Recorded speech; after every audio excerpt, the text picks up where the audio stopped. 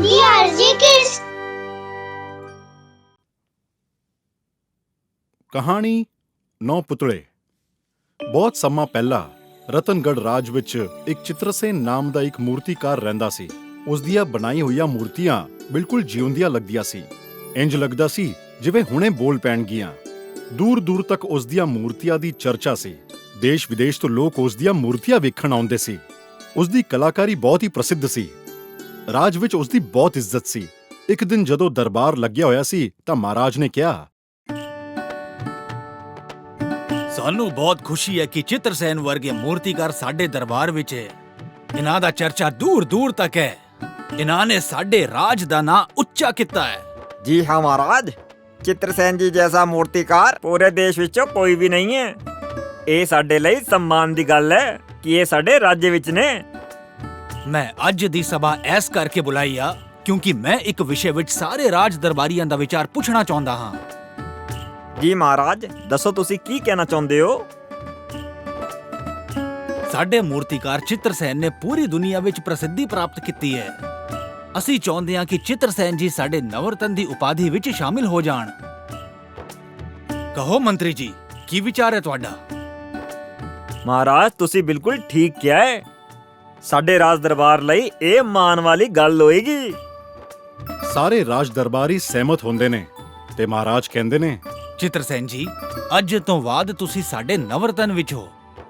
ਮਹਾਰਾਜ, ਮੈਂ ਤੁਹਾਡਾ ਸ਼ੁਕਰਗੁਜ਼ਾਰ ਹਾਂ। ਇਸ ਤੋਂ ਬਾਅਦ ਚਿੱਤਰਸੇਨ ਦੀ ਚਰਚਾ ਹੋਰ ਵੀ ਵੱਧ ਗਈ ਸੀ। ਚਾਰੇ ਪਾਸੇ ਚਿੱਤਰਸੇਨ ਦੀਆਂ ਗੱਲਾਂ ਸੀ। ਰਤਨਗੜ੍ਹ ਦੀ ਲੋਕਾਂ ਨੂੰ ਆਪਣੇ ਮੂਰਤੀਕਾਰ ਤੇ ਬੜਾ ਮਾਣ ਸੀ। ਏਦਾਂ ਹੀ ਇੱਕ ਦਿਨ ਕੁਝ ਲੋਕ ਆਪਸ ਵਿੱਚ ਗੱਲ ਕਰ ਰਹੇ ਹੁੰਦੇ ਨੇ। ਸੁਣਿਆ ਤੂੰ, ਚਿੱਤਰਸੇਨ ਨੂੰ ਮਹਾਰਾਜ ਨੇ ਨਵਰਤਨ ਵਿੱਚ ਸ਼ਾਮਲ ਕਰ ਲਿਆ ਹੈ। ਹਾਂ ਬਈ, ਮਹਾਰਾਜ ਨੇ ਬਹੁਤ ਵਧੀਆ ਕੀਤਾ ਹੈ।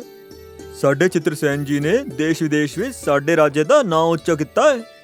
ਇਸੇ ਤਰ੍ਹਾਂ ਹਰ ਪਾਸੇ ਚਿੱਤਰਸੇਨ ਦੀ ਚਰਚਾ ਸੀ। ਪਰ ਹੌਲੇ-ਹੌਲੇ ਚਿੱਤਰਸੇਨ ਵਿੱਚ ਅਹੰਕਾਰ ਆਉਣ ਲੱਗਿਆ।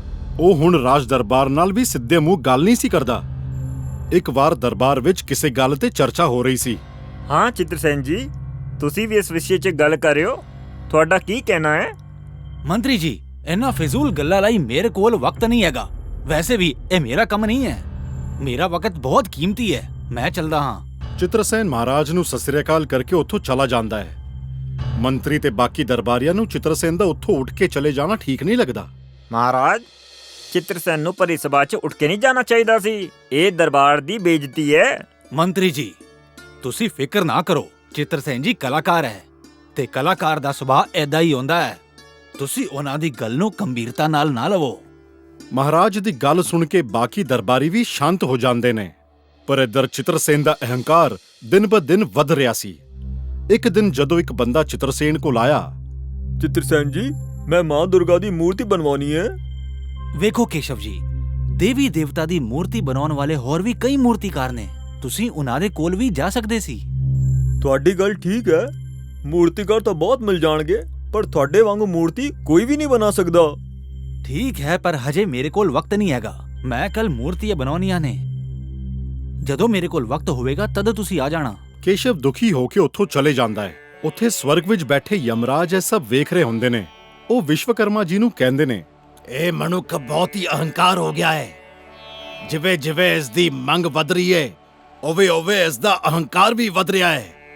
ਇੰਨਾ ਅਹੰਕਾਰ ਤੇ ਕਦੀ ਤੁਸੀਂ ਆਪਣੀ ਕਲਾ ਤੇ ਨਹੀਂ ਕੀਤਾ। ਇਹੀ ਤਾਂ ਇਨਸਾਨ ਹੋਣ ਦਾ ਸਭ ਤੋਂ ਵੱਡਾ ਅਵਗੁਣ ਹੈ। ਜਿਹਨੂੰ ਜਿੰਨਾ ਧਨ ਦੌਲਤ ਤੇ ਪ੍ਰਸਿੱਧੀ ਮਿਲਦੀ ਆ, ਉਹ ਓਨਾ ਹੀ ਅਹੰਕਾਰੀ ਹੋ ਜਾਂਦਾ ਹੈ। ਤੇ ਕਿ ਸਾਨੂੰ ਇਸ ਨੂੰ ਸਵਰਗ 'ਚ ਬੁਲਾਉਣਾ ਚਾਹੀਦਾ ਹੈ। ਚਿੱਤਰਸੇਨ ਦਾ ਤੌਰ ਤਰੀਕਾ ਵੇਖ ਕੇ ਲੱਗਦਾ ਹੈ ਕਿ ਹੁਣ ਉਹਦਾ ਧਰਤੀ ਤੇ ਕੰਮ ਕਰਨ ਦਾ ਸਮਾਂ ਖਤਮ ਹੋ ਗਿਆ। ਹੁਣ ਉਹ ਆਪਣੇ ਅਹੰਕਾਰ ਦੇ ਅੱਗੇ ਕਿਸੇ ਨੂੰ ਕੁਝ ਨਹੀਂ ਸਮਝ ਰਿਹਾ। ਫਿਰ ਤਾਂ ਮੈਨੂੰ ਉਸ ਦਾ ਅਹੰਕਾਰ ਤੋੜ ਕੇ ਇੱਥੇ ਲਿਆਉਣਾ ਪਏਗਾ। ਯਮਰਾਜ ਚਿੱਤਰਸੇਨ ਨੂੰ ਸਵਰਗ ਲੈ ਕੇ ਜਾਣ ਦੀ ਯੋਜਨਾ ਬਣਾਉਣ ਲੱਗਦਾ ਹੈ। ਤਾਂ ਇੱਥੇ ਚਿੱਤਰਸੇਨ ਬੇਪਰਵਾਹ ਹੋ ਕੇ ਰਾਜ ਦਰਬਾਰ ਵਿੱਚ ਬੈਠਾ ਹੁੰਦਾ ਹੈ। ਅੱਜ ਸਾਡੇ ਦਰਬਾਰ ਵਿੱਚ ਦੁਨੀਆ ਦੇ ਮਸ਼ਹੂਰ ਗਿਆਨੀ ਜੀ ਆਏ ਹਨ। ਸਾਨੂੰ ਇਸ ਗੱਲ ਦੀ ਬਹੁਤ ਖੁਸ਼ੀ ਹੈ। ਮਹਾਰਾਜ, ਮੈਂ ਤਾਂ ਇੱਕ ਆਮ ਜਿਹਾ ਬੰਦਾ ਹਾਂ। ਜੋ ਵੀ ਗਿਆਨ ਮੈਨੂੰ ਰੱਬ ਤੋਂ ਮਿਲਦਾ ਹੈ, ਉਹ ਮੈਂ ਸਭ ਵਿੱਚ ਵੰਡ ਦਿੰਦਾ ਹਾਂ। ਸਵਾਮੀ ਜੀ, ਤੁਹਾਡੀ ਭਵਿੱਖਬਾਣੀ ਅੱਜ ਤੱਕ ਗਲਤ ਨਹੀਂ ਹੋਈ ਹੈ। ਤੁਸੀਂ ਕਿਹਾ ਸੀ ਇਸ ਰਾਜ ਨੂੰ ਇੱਕ ਦਿਨ ਇੱਕ ਮਹਾਨ ਮੂਰਤੀਕਾਰ ਮਿਲੇਗਾ। ਉਹ ਵੀ ਸੱਚ ਹੋਇਆ। ਮੈਂ ਤਾਂ ਅੱਜ ਬਹੁਤ ਹੀ ਖੁਸ਼ ਹਾਂ ਮਹਾਰਾਜ। ਤੁਹਾਡੀ ਸਾਰੀਆਂ ਮਨੋਕਾਮਨਾ ਪੂਰੀ ਹੋ ਗਈਆਂ। ਮੇਰਾ ਆਸ਼ੀਰਵਾਦ ਤੁਹਾਡੇ ਨਾਲ ਹੈ। ਫਿਰ ਮੰਤਰੀ ਜੀ ਸਵਾਮੀ ਜੀ ਨੂੰ ਕਹਿੰਦੇ ਨੇ, ਸਵਾਮੀ ਜੀ ਮੇਰਾ ਭਵਿੱਖ ਦੱਸੋ। ਤੁਹਾਡੀ ਕਲਾ ਚਾਰੇ ਪਾਸੇ ਮਸ਼ਹੂਰ ਹੋਵੇਗੀ। ਸਾਰੇ ਦਰਬਾਰੀ ਇੱਕ-ਇੱਕ ਕਰਕੇ ਸਵਾਮੀ ਜੀ ਤੋਂ ਆਪਣਾ ਭਵਿੱਖ ਪੁੱਛਣ ਲੱਗ ਜਾਂਦੇ ਨੇ, ਪਰ ਚਿੱਤਰਸੇਨ ਆਪਣੀ ਥਾਂ ਤੇ ਬੈਠਾ ਹੁੰਦਾ ਹੈ, ਜਿਵੇਂ ਉਹਨੂੰ ਫਰਕ ਹੀ ਨਹੀਂ ਪੈਂਦਾ ਕਿ ਭਵਿੱਖ ਵਿੱਚ ਕੀ ਹੋਣ ਵਾਲਾ ਹੈ। ਤਾਂ ਮਹਾਰਾਜ ਕਹਿੰਦੇ ਨੇ, ਚਿੱਤਰਸੇਨ ਜੀ, ਤੁਸੀਂ ਆਪਣਾ ਭਵਿੱਖ ਨਹੀਂ ਜਾਣਨਾ ਚਾਹੁੰਦੇ? ਮਹਾਰਾਜ, ਮੈਂ ਆਪਣਾ ਭਵਿੱਖ ਖੁਦ ਬਣਾਉਂਦਾ ਹਾਂ। ਅੱਜ ਤੱਕ ਮੈਨੂੰ ਜੋ ਵੀ ਮਿਲਿਆ ਹੈ ਉਹ ਮੇਰੀ ਆਪਣੀ ਮਿਹਨਤ ਤੋਂ ਹੀ ਮਿਲਿਆ ਹੈ। ਮੇਰਾ ਭਵਿੱਖ ਕੋਈ ਹੋਰ ਨਹੀਂ ਦੱਸ ਸਕਦਾ। ਇਹ ਸੁਣ ਕੇ ਮਹਾਰਾਜ ਤੇ ਬਾਕੀ ਦਰਬਾਰੀਆਂ ਨੂੰ ਬੁਰਾ ਲੱਗਦਾ ਹੈ, ਪਰ ਸਵਾਮੀ ਜੀ ਹੱਸ ਕੇ ਕਹਿੰਦੇ ਨੇ, ਤੁਸੀਂ ਬਿਲਕੁਲ ਠੀਕ ਕਹਿ ਰਹੇ ਹੋ। ਤੁਹਾਡਾ ਭਵਿੱਖ ਤੁਸੀਂ ਬਣਾਓਗੇ, ਪਰ ਤੁਹਾਨੂੰ ਪਤਾ ਹੈ ਕਿ ਤੁਹਾਡਾ ਭਵਿੱਖ ਵਿੱਚ ਕੀ ਹੋਣ ਵਾਲਾ ਹੈ? ਹਾਂ ਜੀ, ਪਤਾ ਹੈ। ਮੈਂ ਹੋਰ ਵੀ ਜ਼ਿਆਦਾ ਸਫਲ ਹੋਣ ਵਾਲਾ ਹਾਂ। ਦੇਸ਼ ਵਿਦੇਸ਼ ਵਿੱਚ ਮੇਰੇ ਚਰਚੇ ਹੋਣਗੇ। ਤੁਸੀਂ ਵੇਖਣਾ, ਮੈਂ ਮਾਲਾ ਮਾਲ ਹੋ ਜਾਵਾਂਗਾ। ਦੇਸ਼ ਵਿਦੇਸ਼ 'ਚ ਤਾਂ ਅੱਜ ਵੀ ਤੁਹਾਡੇ ਚਰਚੇ ਨੇ। ਧਨ ਦੌਲਤ ਤਾਂ ਅੱਜ ਵੀ ਬਹੁਤ ਹੈ।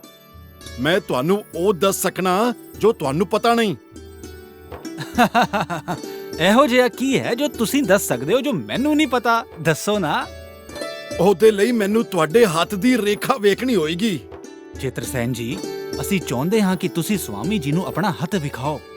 ਚਿੱਤਰਸੇਨ ਨੂੰ ਮਹਾਰਾਜ ਦੀ ਗੱਲ ਮੰਨਣੀ ਹੀ ਪਈ। ਉਹ ਆਪਣਾ ਹੱਥ ਸਵਾਮੀ ਜੀ ਨੂੰ ਦਿਖਾਉਂਦਾ ਹੈ। ਹੱਥ ਵੇਖ ਕੇ ਸਵਾਮੀ ਜੀ ਕਹਿੰਦੇ ਨੇ, ਪੂਰੀ ਤਬਾਹੀ। ਕੀ ਹੋਇਆ ਸਵਾਮੀ ਜੀ? ਐਦਾਂ ਕਿਉਂ ਕਿਹਾ ਤੁਸੀਂ? ਮਹਾਰਾਜ, ਮੈਂ ਵੇਖ ਰਿਹਾ ਹਾਂ ਕਿ ਅੱਜ ਤੋਂ 21 ਦਿਨ ਤੋਂ ਬਾਅਦ ਚਿੱਤਰਸੇਨ ਦੀ ਮੌਤ ਹੋ ਜਾਵੇਗੀ। ਇਹ ਸੁਣਦੇ ਹੀ ਦਰਬਾਰ 'ਚ ਸਾਰੇ ਚੁੱਪ ਹੋ ਜਾਂਦੇ ਨੇ। ਇਹ ਕੀ ਕਹਿ ਰਹੇ ਹੋ ਸਵਾਮੀ ਜੀ? ਮੈਂ ਸੱਚ ਬੋਲ ਰਿਹਾ ਮਹਾਰਾਜ। ਅੱਜ ਤੋਂ 21 ਦਿਨ ਤੋਂ ਬਾਅਦ ਅੱਧੀ ਰਾਤ ਨੂੰ ਇਹਨਾਂ ਦੀ ਮੌਤ ਹੋ ਜਾਵੇਗੀ।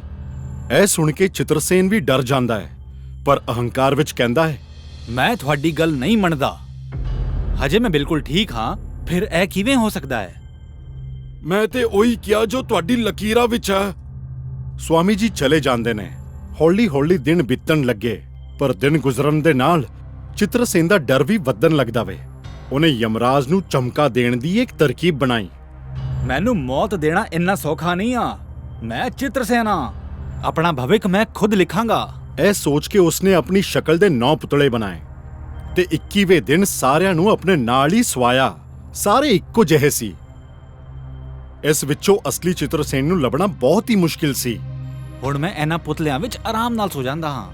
ਯਮਰਾਜ ਮੇਰੀ ਥਾਂ ਤੇ ਇਹਨਾਂ ਪੁਤਲਿਆਂ ਵਿੱਚੋਂ ਕਿਸੇ ਇੱਕ ਨੂੰ ਲੈ ਜਾਵਾਂਗੇ। ਆਪਣੇ ਅਹੰਕਾਰ ਵਿੱਚ ਚੂਰ ਹੋ ਚਿੱਤਰਸੇਨ ਸੋ ਜਾਂਦਾ ਹੈ। ਜਦੋਂ ਯਮਰਾਜ ਉਹਨੂੰ ਲੈਣ ਆਉਂਦਾ ਹੈ ਤੇ ਇੱਕ ਨਾਲ 10 ਚਿੱਤਰਸੇਨ ਨੂੰ ਵੇਖ ਕੇ ਹੈਰਾਨ ਰਹਿ ਜਾਂਦਾ ਹੈ। ਇਹ ਕੀ 10 ਚਿੱਤਰਸੇਨ? ਇਸ ਵਿੱਚੋਂ ਅਸਲੀ ਚਿੱਤਰਸੇਨ ਕਿਹੜਾ ਹੈ? ਇਹ ਤਾਂ ਬਹੁਤ ਹੀ ਵੱਡੀ ਸਮੱਸਿਆ ਹੋ ਗਈ ਹੈ। ਜੇ ਮੈਂ ਗਲਤ ਚਿੱਤਰਸੇਨ ਨੂੰ ਲੈ ਗਿਆ ਤੇ ਬਹੁਤ ਔਖਾ ਹੋ ਜਾਣਾ ਹੈ। ਯਮਰਾਜ ਥੋੜੀ ਦੇਰ ਕੁਝ ਸੋਚਦਾ ਹੈ, ਫਿਰ ਅਚਾਨਕ ਉਹਨਾਂ ਨੂੰ ਖਿਆਲ ਆਉਂਦਾ ਹੈ ਤੇ ਉਹ ਕਹਿੰਦੇ ਨੇ, ਮੈਨੂੰ ਮੂਰਖ ਬਣਾਉਣ ਲਈ ਤੂੰ ਬਹੁਤ ਵਧੀਆ ਸਕੀਮ ਬਣਾਈ ਹੈ ਚਿੱਤਰਸੇਨ, ਪਰ ਤੇਰੀਆਂ ਮੂਰਤੀਆਂ ਵਿੱਚੋਂ ਇੱਕ ਗਲਤੀ ਕਰਤੀ ਤੇ ਉਹ ਗਲਤੀ ਮੈਂ ਫੜ ਲਈ ਹੈ। ਇਹ ਸੁਣਦੇ ਚਿੱਤਰਸੇਨ ਉੱਠ ਕੇ ਬੈਠ ਗਿਆ, ਕਿਉਂਕਿ ਉਹਨੂੰ ਬਰਦਾਸ਼ਤ ਹੀ ਨਹੀਂ ਹੋਇਆ ਕਿ ਉਹਦੀ ਬਣਾਈ ਹੋਈ ਮੂਰਤੀ ਵਿੱਚ ਕੋਈ ਗਲਤੀ ਹੈ। ਤੇ ਉਹਨੇ ਕਿਹਾ, ਕਿਹੜੀ ਗਲਤੀ? ਚਿੱਤਰਸੇਨ, ਤੇਰੀ ਸਭ ਤੋਂ ਵੱਡੀ ਗਲਤੀ ਹੈ ਤੇਰਾ ਅਹੰਕਾਰ। ਅੱਜ ਵੀ ਤੂੰ ਉਹੀ ਗਲਤੀ ਕਰਤੀ। ਜੇ ਤੂੰ ਨਹੀਂ ਉੱਠਦਾ ਤੇ ਮੈਨੂੰ ਕਦੀ ਪਤਾ ਨਹੀਂ ਲੱਗਦਾ ਸੀ ਕਿ ਅਸਲੀ ਚਿੱਤਰਸੇਨ ਕੌਣ ਆ। ਤੇਰਾ ਅਹੰਕਾਰ ਹੀ ਤੇਰੀ ਮੌਤ ਦਾ ਕਾਰਨ ਬਣਿਆ। ਹੁਣ ਚੱਲ ਮੇਰੇ ਨਾਲ। ਤੇ ਫਿਰ ਯਮਰਾਜ ਚਿੱਤਰਸੇਨ ਨੂੰ ਆਪਣੇ ਨਾਲ ਲੈ ਜਾਂਦਾ ਹੈ। ਐਸੇ ਕਰਕੇ ਕਹਿੰਦੇ ਨੇ, ਅਹੰਕਾਰ ਠੀਕ ਨਹੀਂ ਹੁੰਦਾ।